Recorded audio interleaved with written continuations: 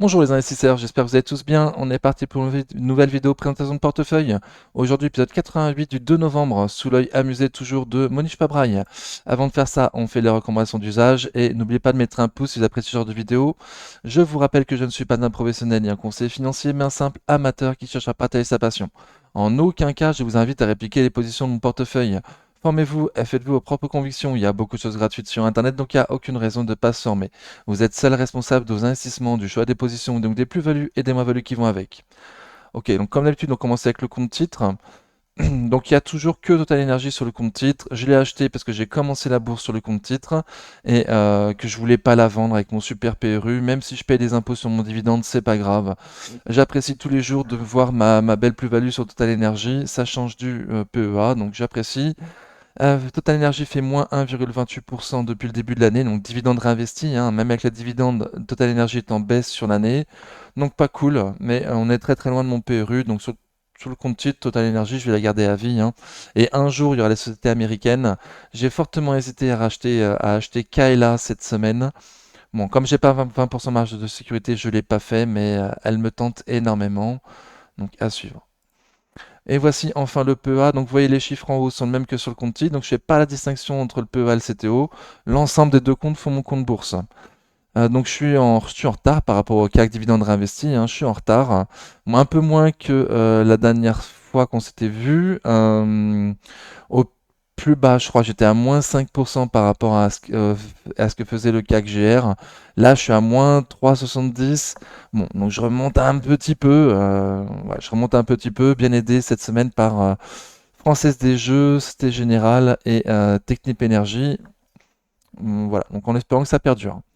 Donc on commence. LVMH. LVMH, a fait moins 16% depuis le début de l'année, donc pas cool. Moi, j'en suis à moins 14,38% depuis que j'ai commencé ma ligne. Je m'étais renforcé à 580 récemment, donc très content de mon renfort pour l'instant. Prochaine zone de renfort pour moi à 550 puis à 500 euros. Et je voudrais en garder que deux pour du long terme, en attendant d'acheter mes autres actions en cas de crack. Le jour où on remontera, je m'allégerai pour en garder au final deux en attendant un crack. Coface plus 37% depuis le début de l'année, donc très très bien, fait beaucoup mieux que le CAC, très bien. J'en suis à plus 35% pratiquement depuis que j'ai commencé ma ligne, donc très bien. Premier rendement de mon portefeuille, donc plus gros rendement de mon portefeuille, et en plus une ligne assez sympathique, donc ça va. Par contre, je touche pas, je suis très content de mon rendement sur cette ligne. Je me renforce uniquement si on passe sous mon PRU, ce qui pourrait arriver en cas de ralentissement économique mondial un peu trop fort. Donc je m'attends à ce qu'on puisse retourner sous mon PRU, même en dehors d'un crack. Voilà, mais en attendant, je m'allège pas et je m'allège pas en tout cas. Je garde ma ligne comme ça, avec un très très gros rendement, j'en suis très content. Euronext plus 33% depuis le début de l'année, donc très bien, fait beaucoup mieux que le CAC. J'en suis à plus 59% depuis que j'ai commencé ma ligne, donc très bien. Je garde long terme, je suis déçu de ne pas en avoir pris plus, c'était vraiment une grosse conviction l'année dernière. Et voilà, j'avais pas pris plus, j'aurais pu en prendre plus.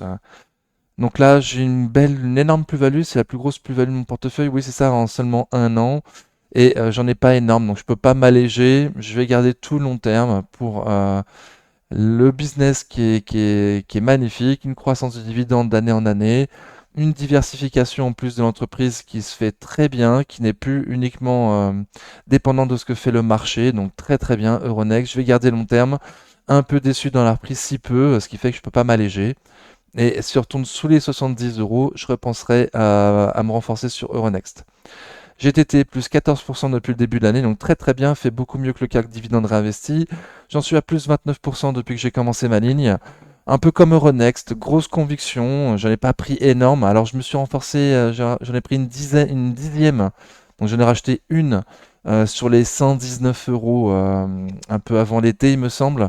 Donc content de mon renfort. Si on retourne vers cette zone-là, peut-être que je me renforce. Sur les 110, c'est sûr que je me renforce. Voilà, 117, 123, la zone d'achat actuellement. Donc j'ai déjà mis une fois à mon profit. Euh, je vais en rester là pour l'instant. J'ai pas envie de trop faire monter mon PRU, même s'il y a énormément de potentiel pour l'année prochaine. Pour l'instant, j'en reste là. Mais effectivement, je pourrais en prendre plus. Voilà, mais je vais rester prudent. Sur les 110, ok, je me renforce un petit peu, mais au-dessus, non pour moi. Je me suis déjà renforcé sur la zone des 117-123. Société Générale, plus 17,4% depuis le début de l'année, donc très bien, fait beaucoup mieux que le CAC. J'en suis à plus 16% pratiquement depuis que j'ai commencé ma ligne. Donc il y a eu la publication des résultats cette semaine qui était très bon, la publication des résultats qui était très bon au niveau des chiffres. Mais moi ce qui m'a surtout plu, c'était le management du coup qui prend le contrôle euh, des banques de distribution en France. Donc j'ai trouvé ça énorme que le PDG prenne sa charge cette fonction-là, sachant que c'est une grosse partie du bénéfice de l'entreprise. Du coup, si l'entreprise va pas bien, enfin si ce secteur-là va pas bien, l'entreprise va pas bien. Monsieur Coupera a l'air de vouloir prendre à cœur de remonter la Société Générale et il y parvient bien pour l'instant. J'aime bien sa stratégie, j'aime bien sa façon de faire. Donc très très bien. Une publication qui rattrape un peu celle de l'année dernière qui était vraiment nulle, qui avait vu le cours de bourse baisser et puis en plus le dividende baisser également. Donc là on n'a pas de nouvelles de dividende, mais les chiffres étaient bons, le management me paraît très bien. L'entreprise est très très fortement remontée. Donc Société Générale, c'est ma bancaire court terme. Court moyen terme, je l'ai pris il y a 2 ans il me semble, pour viser la hausse des taux et les taux élevés. Donc là, on est en plein dedans. Les taux commencent à baisser, mais ils vont rester hauts longtemps. Donc on a une zone intéressante où les activités vont reprendre, parce que quand les taux étaient au plus haut, personne ne voulait acheter d'immobilier, par exemple, ni investir. Maintenant que ça a un petit peu baissé, des gens reviennent. Donc l'activité revient dans les mince, dans les succursales françaises et avec des taux toujours élevés, donc ce qui fait des bons rendements pour l'entreprise. Je vais m'en débarrasser, c'était général. J'avais un objectif à 30 euros, donc on est à 10% des 30 euros, on n'est pas loin du tout. Voilà, donc est-ce que je vais réussir à m'en débarrasser pour fin 2024 ou 2025? Sachant que management, moi, me plaît bien, me plaît beaucoup, beaucoup, en fait. Donc, je vais prendre une grosse, grosse partie de mon bénéfice, c'est sûr. Mais peut-être que je me regarderai une dizaine d'actions, peut-être un peu plus, pour suivre, pour continuer à suivre Société Générale encore en 2025. Voilà, donc un gros, gros allègement est prévu très prochainement, là, surtout sur les 30 euros. Mais peut-être que je garderai une petite partie pour suivre, pour continuer à suivre Société Générale. Ok. Equasens, moins 19,6% depuis le début de l'année. Aïe, aïe, aïe. Donc fait beaucoup moins mal que le CAC. J'en suis à moins 14% depuis que j'ai commencé ma ligne. Donc content de mon dernier renfort là sur les 44 euros. Pour l'instant, on n'est pas redescendu à ce prix-là. Bon, il est possible qu'on puisse y aller. Et publication des résultats très prochainement. On va voir ce que ça donne. Mais je vise surtout 2025. Donc c'est devenu la deuxième ligne de mon portefeuille suite à mes renforts de cet été sur Equasens. Et je mise gros du coup sur 2025 pour Equasens. Comme le management nous dit depuis le début de l'année 2024, il s'attend à un rebond en 2025. Écoutez, maintenant, moi je m'attends aussi fortement à un rebond, quoi. On va voir, on va voir. Donc l'année est pourrie pour Equasens et potentiellement l'année prochaine rattrapera un petit peu tout ça. Orange, plus 1,48% uniquement depuis le début de l'année, donc fait quand même mieux que le CAC dividende réinvesti, mais bon, c'est vraiment pas terrible. J'en suis à plus 5,7% depuis que j'ai commencé ma ligne. Donc je suis très content de mon PRU à 9,50 sur Orange, mais par contre pas du tout d'en avoir autant de cette société très très très moyenne. Elle est plutôt haute de mon portefeuille. J'ai du mal à faire monter les autres sociétés trop haut non plus parce que j'ai pas envie de finir mes lignes en dehors d'un crack. Je préférais finir toutes mes lignes lors d'un crack. Mais du coup, Orange, j'en ai trop quoi. J'en ai trop. C'est de la crotte en plus, donc j'aime pas. Et là, vraiment, a beaucoup, beaucoup de mal ces derniers temps. Là, passer les 10,30 €, c'est vraiment une souffrance totale. Donc, il faut que je m'en débarrasse d'Orange. Au moins une grande partie, prendre au moins une grande partie. J'espérais pouvoir m'alléger sur les 11,80, le haut de son range, en gros, quoi. Mais elle veut pas, quoi. Mais elle veut pas du tout. Donc, je vais voir ce que je vais faire. Pour l'instant, pour moi, c'est une réserve de cash Orange. Si j'ai besoin de cash pour renforcer le VMH à 550 ou je sais pas quoi d'autre, ben, je vendrai un petit peu d'Orange, même sans trop de plus-value, parce que je la trouve trop haute dans mon portefeuille et qualité trop basse au vu de ce que je veux mettre dans mon portefeuille maintenant. Technip Energy, plus 17% depuis le début de l'année, donc très très bien, fait beaucoup mieux que le CAC. J'en suis à plus 12% depuis que j'ai commencé ma ligne. Donc très bien, on est arrivé dans le haut de son range. Va-t-elle avoir la puissance de passer ses 24 euros et d'aller voir plus haut, comme elle en a le potentiel fondamental, ou allons-nous retourner dans le bas de son range, plutôt vers les 20 euros? À suivre. Moi, je m'allège pas, je me renforce pas non plus sur les 20 euros. J'attends le long terme et une grosse occasion sur les 17-18 euros pour me renforcer sur Technip, faire baisser fortement mon PRU et voir pour le long terme. Voilà, sinon je bouge pas, ligne long terme. Ok, FDJ plus 25,5% depuis le début de l'année, donc très très bien, fait beaucoup mieux que le CAC. J'en suis à plus 20% depuis que j'ai commencé ma ligne.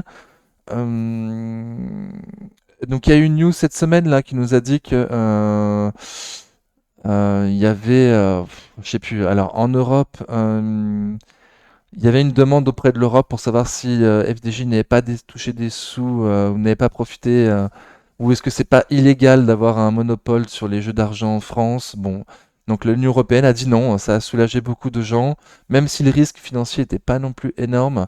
Ça a soulagé pas mal de gens, il y a eu un beau rebond cette semaine.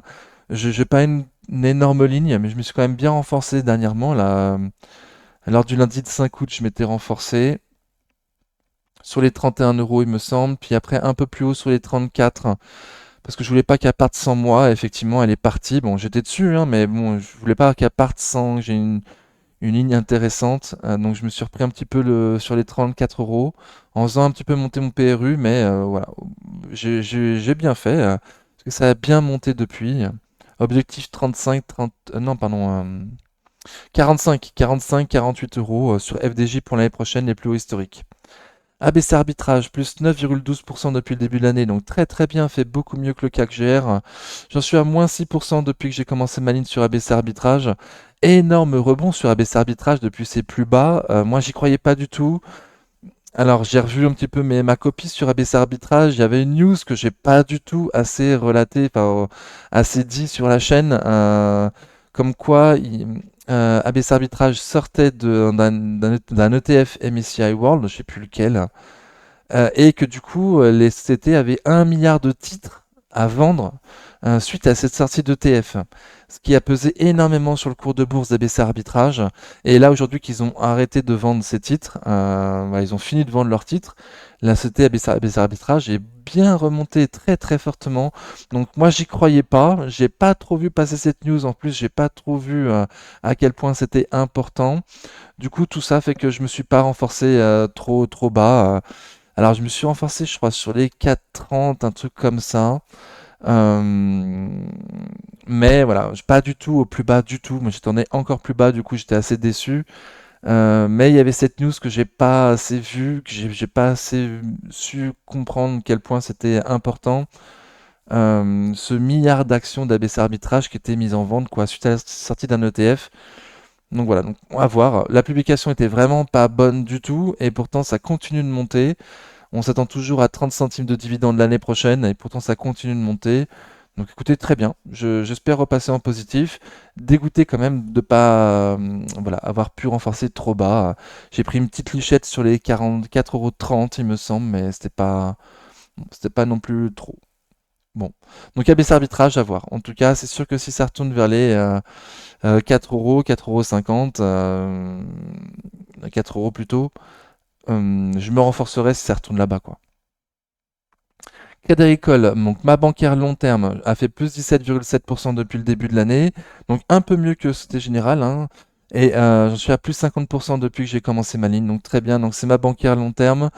Je je voulais pas faire monter mon PRU, donc quand j'ai compris que les taux allaient être élevés et bénéfiques pour les sociétés bancaires, j'ai pris Société Générale parce que je pouvais pas vendre Crédit Agricole, j'ai une toute petite ligne, j'ai une trop petite ligne. Du coup, je pouvais pas la vendre, pas profiter de cette poussée des bancaires. Du coup, j'avais pris Société Générale. Donc, mauvais choix, hein, Société Générale, mauvais choix, hein. Je pense que j'aurais fait de bien meilleures performances en prenant BNP Paribas, ne serait-ce que parce que l'année dernière, le dividende était vraiment nul sur Société Générale. Donc là, bien poussé cette semaine, mais avant cette semaine, c'était vraiment dur. Ok, donc Crédit Agricole, en tout cas, ma bancaire long terme, je m'en force uniquement si on passe sous mon PRU, certainement lors d'un crack. Et en attendant, je profite de mon dividende, je suis content. Ruby plus 5,7% depuis le début de l'année, donc fait mieux que le CAC dividende réinvesti, c'est quand même pas mal. J'en suis à moins 6% depuis que j'ai commencé ma ligne. Je pensais pas retourner en négatif sur Ruby, bon écoutez, c'est comme ça. On va voir après le détachement du dividende quelle direction prend Ruby, parce que souvent au détachement du dividende de Ruby, comme il y a beaucoup de gens qui sont dessus pour le dividende, souvent ça chute. Alors il y a quand même un dividende exceptionnel qui va tomber cette année et les 2 prochaines années, ce qui pour moi quand même devrait soutenir un peu le cours de bourse. Un rendement supérieur à 11% au prix actuel. Voilà, je suis pas sûr qu'il y ait un énorme potentiel plus bas encore avec un dividende pareil. Donc si c'est le cas, écoutez, sur les 20 euros, moi je me renforce un petit peu. Au-dessus, non. Voilà, mais les 20 euros potentiellement après détachement du dividende, qui sait. Eurofond Scientifique, moins 21% depuis le début de l'année. Aïe aïe, donc il fait beaucoup moins bien que le CAC. J'en suis à moins 14% depuis que j'ai commencé ma ligne. Je m'étais renforcé récemment, là, un peu plus bas, sur les 44 euros lorsque Moody Waters les a attaqués. Donc là, on retourne plus ou moins vers ces prix-là. J'ai fortement hésité à me renforcer de nouveau jeudi, vendredi. Bon, pour l'instant, je ne l'ai pas fait. Je vais attendre le support plus bas des 40 euros, mais à un prix qui semble intéressant, à un prix qui semble actuellement intéressant. Donc, voir pour moi, pour 40 euros, pour me renforcer et faire baisser un petit peu mon PRU sur Eurofins. Amundi, et on arrive aux petites lignes de mon portefeuille du coup, donc surtout des débuts de ligne. Voilà, des débuts de ligne pour suivre, hein, parce que les prix me paraissaient pas non plus super intéressants. Sauf il y a des exceptions avec Reworld Media et Lumibird, on va en parler. Donc Amundi, petite ligne de mon portefeuille, fait plus 16% depuis le début de l'année. Donc très bien, moi j'en suis à plus 18%, donc pas cool. Pas cool parce que c'est un début de ligne. Moi je veux que ça passe sous mon PRU pour pouvoir me renforcer. 42-45 serait le top sur Amundi, mais déjà passer sous les 50, sur les 50, ça serait déjà bien. Donc à suivre Amundi. Stellantis, moins 35% depuis le début de l'année, donc fait beaucoup moins bien que le CAC. Je suis en négatif de 10% sur Stellantis. Je me suis renforcé récemment là sur le support des 11,85, 12 euros, donc à 11,85 je crois, je me suis renforcé. Voilà, mais une toute petite lichette en disant, bon, j'attendais ce support-là, donc on y est, je me renforce un petit peu, mais elle a le potentiel de continuer à baisser, hein. Elle a le potentiel de continuer à baisser, malheureusement, donc à surveiller. Je me renforce plus bas, si ça y va, j'adore mon dividende. Carlos Tavares qui part en 2026, c'est pas une bonne nouvelle, mais si c'est un excellent management comme on est beaucoup à le penser, il devrait nous trouver un management comme lui, un super management pour prendre sa relève. Ça fait partie aussi des critères des super management, hein, où généralement ils partent pas en laissant le foutoir, quoi. Donc voilà, c'est un peu décevant que Carlos Tavares parte. Cela dit, il avait un très très très gros salaire, donc ça va nous améliorer qu'il parte, certainement que le prochain sera moins bien payé. Et il faudra qu'ils fassent ses preuves. Mais encore une fois, voilà, ça ne veut pas dire qu'ils vont remplacer par un management moins bon, hein.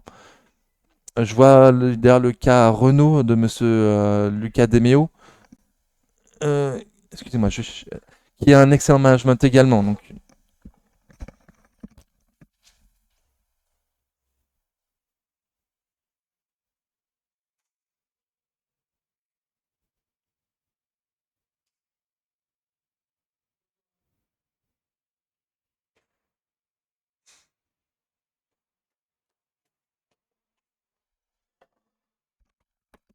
bon, excusez-moi, il n'y aura pas de montage. Les chats se battaient et ils veulent continuer à se battre. Donc, tant mieux pour nous. J'en étais où? J'en étais à Stellantis. Donc, j'ai dit ce que j'avais à dire sur Stellantis, hein. Petite ligne, je me renforce plus bas. 10 euros le prochain renfort pour moi. Voilà. Total Energy, moins 1,28% depuis le début de l'année, donc comme on a vu sur le compte titre, hein, donc pas cool, fait moins bien que le CAC dividende réinvesti. J'en suis à plus 12% sur ma ligne du PEA. Bon, renfort, bah, j'hésite déjà à me renforcer à ces prix-là, mais bon, comme j'ai pas trop de cas, je vais être exigeant. Certainement qu'à 55, je me renforce. 55, 50, 51, ce sera mes zones de renfort. Je sais pas trop encore combien je vais en prendre, je pense pas non plus énorme. Hmm, mais le dividende me plaît beaucoup et le potentiel, si elle se fait coter en bourse à New York, potentiel haussier, il est vraiment très très important. Du coup, j'ai bien envie de me renforcer sur Total Energy. Air Liquide, plus 5,7% depuis le début de l'année, donc très bien, fait mieux que le CAC dividende réinvesti. J'en suis à moins 0,7% depuis que j'ai commencé ma ligne. Donc un début de ligne un peu cher. Euh, Début de ligne un peu cher, mais bon. Alors effectivement, c'est une habitude que j'avais de prendre des débuts de ligne parce que je regardais pas forcément les graphiques tous les jours, mais je regarde plus souvent mon portefeuille, bizarrement. Mais c'est vrai qu'aujourd'hui, maintenant que je fais avec les vidéos, je pourrais faire autrement et pas commencer des débuts de ligne sur le portefeuille, mais les suivre simplement sur les graphiques sans rentrer dedans, je pourrais. Après, voilà, c'est une habitude que j'ai pris, donc bon, c'est qu'un début de ligne. Mais il se peut que aussi que j'en vende deux, que je m'en garde qu'une seule pour faire le suivi. Voilà, avoir plus de facilité à faire baisser mon PRU, parce que là je trouve trop élevé, si jamais on a des occasions d'aller plus bas. Ok, Sanofi plus 14,5% depuis le début de l'année, donc très bien, fait beaucoup mieux que le CAC.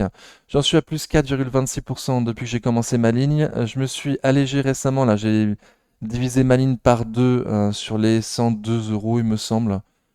Voilà, pour objectif, me renforcer plutôt vers les 80 euros sur Sanofi, faire baisser mon PRU, augmenter le rendement. Donc pour l'instant très content, ça continue à baisser après mon allègement, donc très content. Métropole TV, moins 4,22% depuis le début de l'année, donc fait beaucoup moins bien que le CAC, ce qui m'arrange, vu que je veux me renforcer. On est à moins 16,4% depuis que j'ai commencé ma ligne sur Métropole.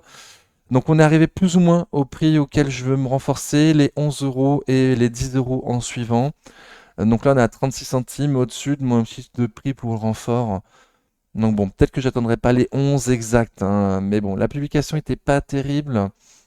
Donc j'espère qu'on pourra aller encore plus bas quoi, sur Métropole pour que je puisse me renforcer. Voilà, sur 11 et 10. Et objectif 2027, du coup, l'entreprise se ferait racheter, enfin revendre par son propriétaire actuel. Donc ce qui laisse un filet de sécurité entre guillemets pour pas qu'on aille trop bas ou qu'au moins en 2027 on puisse fortement rebondir. À suivre. ST Micro, moins 44,7% depuis le début de l'année. Aïe aïe, donc fait beaucoup moins bien que le CAC. On arrive dans la zone des moins 40 là. On arrive dans la zone des moins 40. Donc ST Microélectronique, j'en suis à moins 27% depuis que j'ai commencé ma ligne. L'année dernière, il y avait trois niveaux importants sur l'entreprise, c'est 27, 30 et 33 je crois. Et donc quand en début d'année, ils nous ont dit c'est à faire un mauvais début d'année. Déjà, je m'étais allégé de moitié de ma ligne, hein. J'étais à 1000 euros sur la ligne ST Micro, j'en suis plus qu'à 500 d'investissement. Mais je me suis dit, bon, au pire, on retourne sur les 30, quoi. Au pire, on retourne sur les 30. Voilà, 33 déjà, bon, peut-être qu'on passera un petit peu en dessous de mon PRU, mais même pas sûr. Et au pire, les 30. Bah, au final, on est même passé sous les 25 euros ST Micro. Tout ça pour dire que j'étais extrêmement surpris de la baisse phénoménale de ST Micro. Je pensais pas qu'on pourrait aller aussi bas. Donc je me suis quand même allégé, je suis content, mais bon. Donc pour moi, en tout cas, prochain renfort sur ST Micro, c'est les 20 euros. Je sais, je suis très exigeant, mais j'ai revu de nouveau mes prix et il n'est pas attendu non plus un rebond l'année prochaine. Donc on va voir. Tant que les publications sont pourries, ça va être compliqué de se renforcer. Mais potentiellement, même avec une publication pourrie sur les 20 euros, je me renforce. Et si les publications commencent à devenir de nouveau bonnes, avec un management plutôt confiant et de la visibilité pour les prochains trimestres, là, je me renforcerai au-dessus des 20 euros, à voir au niveau du timing, quand est-ce que ça arrivera, quoi. Reworld Media, moins 48% depuis le début de l'année, aïe aïe, donc fait beaucoup moins bien que le CAC, hein. Je me fais de nouveau défoncer, donc pour rappel, j'ai une énorme moins-value réalisée. En début d'année, j'étais sur... comment ça s'appelle déjà? Téléperformance, j'ai lâché l'affaire sur Téléperformance, alors pratiquement au plus bas, malheureusement. Mais j'y crois plus du tout en cette boîte, donc j'ai lâché en acceptant une énorme moins-value. Et l'énorme partie de cette moins-value, c'est Reworld Media. J'avais une très grosse ligne parce que je m'étais renforcé régulièrement, trop régulièrement sur Reworld Media. Donc j'avais atteint une très grosse ligne, une très grosse moins-value, donc j'ai tout vendu en me disant bon, on repart à propre avec une ligne beaucoup plus petite. Je mets 500 euros sur Reworld Media et je m'arrête là. Soit le prix auquel je me renforce est un prix exceptionnellement bas et ça a remonté, et tant mieux. Soit ça continue à chuter et ça m'emmerde, c'est de la crotte et j'abandonne quoi. Donc pour l'instant, je suis pas au côté j'abandonne, je suis pas loin, sincèrement, je suis pas loin. Ne correspond plus à mes critères fondamentaux, c'est sûr, depuis longtemps. Il me semble quand même qu'à ce prix-là, c'est vraiment pas cher payé. Mais bon, un management également qui est pas non plus hyper fair play avec les investisseurs particuliers. Donc bon, je suis à deux doigts d'abandonner. Je suis à deux doigts d'abandonner. Pour l'instant, je garde. Et j'aurais mieux fait d'attendre de rentrer dessus sur une tendance haussière. Là, j'ai voulu rattraper un prix pas cher en me disant franchement, on est quand même pas cher. Mais on est retourné beaucoup encore, beaucoup pas cher plus bas quoi. Ok, donc Reworld Media, crotte, Reworld Media. Lumicrotte, moins 43% depuis le début de l'année, donc fait beaucoup moins bien que le CAC dividende réinvesti. J'en suis à moins 52%, waouh, waouh, waouh. Depuis que j'ai commencé ma ligne, donc moi je savais bien que mon PRU il était pas bon. Par contre, descendre à ce point, j'aurais jamais cru. Mais quand je fais l'analyse quantitative, malheureusement, on peut aller encore plus bas. Donc là, au moins, le management, il est pas mal. Sur Lumibird, ça change de Reworld Media. Le management est déjà pas mal. Le problème, c'est qu'on s'attendait à des années de croissance et ça fait 2 années de suite où il stagne, quoi. Donc, on va voir le quatrième trimestre que va faire le quatrième trimestre. Il y a une différence sur Zone Bourse entre ce qui est attendu par le management et ce qui est attendu par les analystes professionnels. Le management s'attend à un léger rebond pour cette année, à une légère croissance. Les analystes professionnels, ils sont plutôt à une légère décroissance, donc on va voir.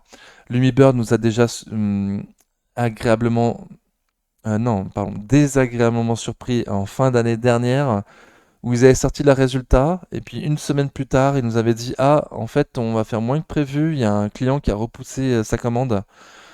Donc attention, attention. Moi, comme les analystes professionnels, pour l'instant, s'attend une légère décroissance sur Lumibird pour cette année, à voir s'ils nous surprennent à la hausse et qu'on puisse remonter. S'il y a une légère décroissance, il y a encore du potentiel baissier sur Lumibird, donc à voir, hein. Je me renforce pas avant un crack sur Lumibird parce que mon PRU il est pas bon, parce que quantitativement il y a mieux à faire, parce qu'en plus j'ai envie de me diversifier au niveau géographique et pas rester franco-français. Donc s'il y a des sociétés sur lesquelles je dois me renforcer, ce sera d'autres sociétés et pas Lumibird. Mais je vends pas non plus parce que je crois au management et je crois au secteur, je crois à l'entreprise. Mais moi, mon PRU, j'ai commencé beaucoup trop haut.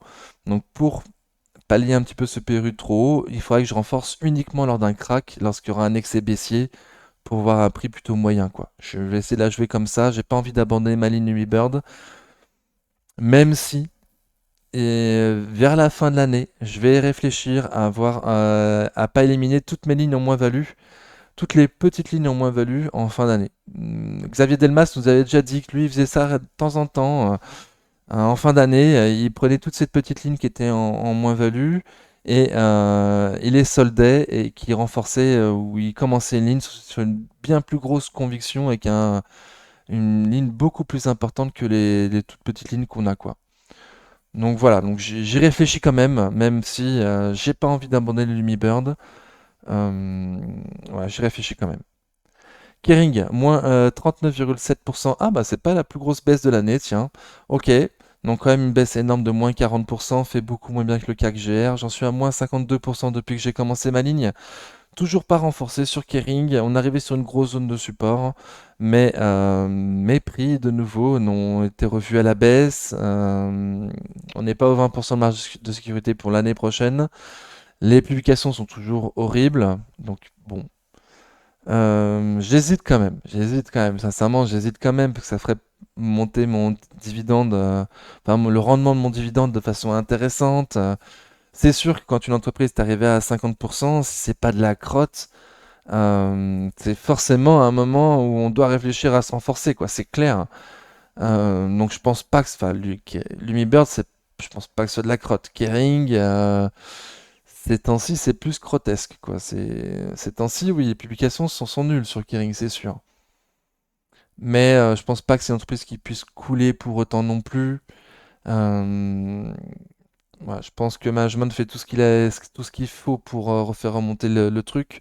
Qu'en plus d'avoir un problème sur Gucci, il y a un ralentissement mondial de la demande en produits de luxe, notamment chinois, donc c'est quand même pas de chance d'avoir les deux qui se cumulent. Euh, voilà, donc j'hésite à m'en forcer, mais pour l'instant les publications sont pas terribles. Pour l'instant, j'ai pas mes 20% de marge de sécurité. Pour l'instant, je trouve qu'il y a mieux à renforcer, comme Equasens, comme Eurofins Scientifique, potentiellement LVMH, que Kering. Mais, mais c'est sûr qu'arriver à ce prix-là de moins-value, j'y réfléchis fortement, quoi. Ok, donc on a fini sur les slides. On passe au fichier Excel. Donc, toutes les semaines, je marque où j'en suis par rapport au début de l'année. Ok, donc le top pour moi cette année, c'était hop, hop, hop, c'était vers les 5 là. Ouais, c'est ça. Donc du coup, c'était 19 mai, pratiquement plus 5%. Le marché à ce moment-là était à plus 10, donc j'étais à 5% en dessous. Et le point bas que j'ai fait, c'était là, moins 5,27. Et je sais plus à combien était le point bas sur le... Bon. En tout cas, je suis un petit peu remonté depuis mes points bas, c'est sûr.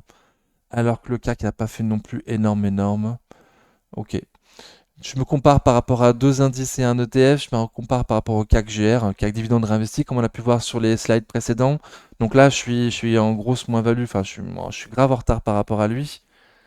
D'ailleurs, pourquoi les chiffres sont différents? J'ai ma vidéo peut-être un petit peu. Ah oui, on est à plus 1,14 et plus 3, pas plus 3,92. Hop, ok, c'est ça, hein, plus 1,14. Le CAC GR depuis le début de l'année. Hop, ouais, c'est ça. Ok.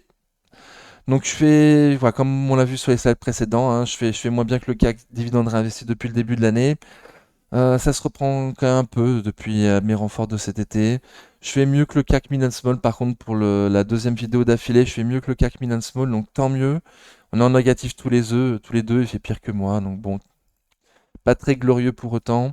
Et le MSCI World, l'ETF Monde de chez Amundi, t'as pas besoin de réfléchir, t'as pas besoin de te prendre la tête tous les 3 mois à suivre les publications de résultats, machin.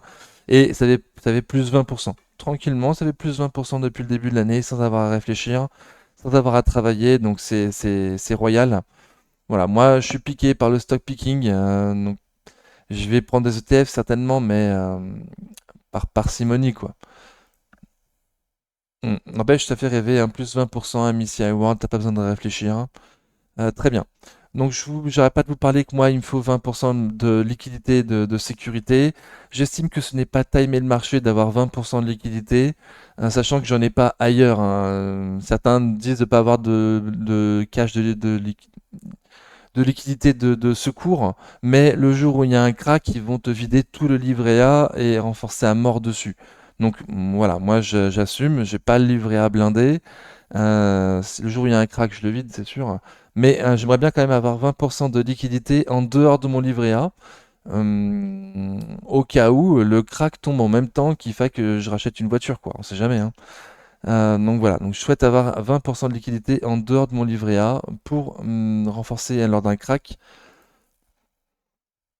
Voilà, donc il me semble que c'est pas timer le marché, que c'est juste du bon sens.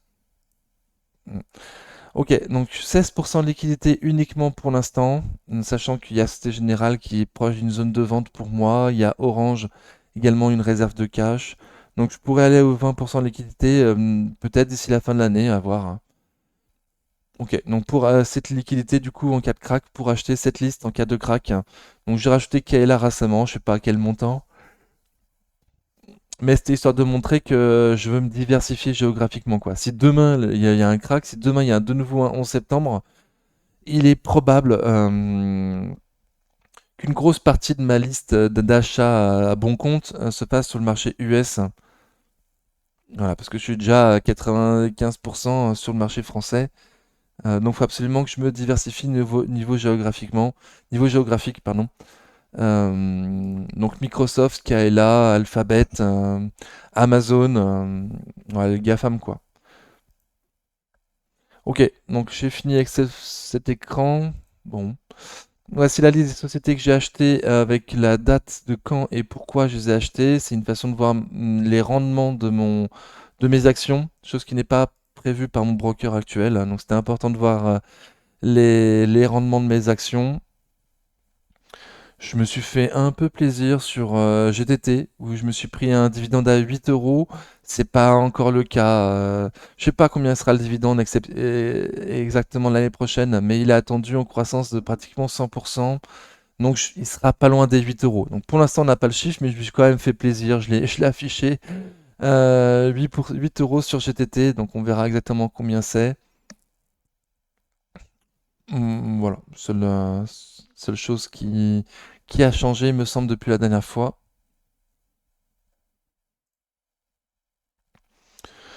Ok, sinon rien de spécial à dire. On passe au graphe. Donc les sommes investies.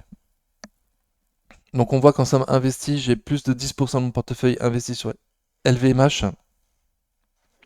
Une situation que je ne veux pas perdurer dans le temps. Donc le jour où on repasse en positif sur LVMH, je m'allège pour passer en dessous des 10% de somme investie. Voilà.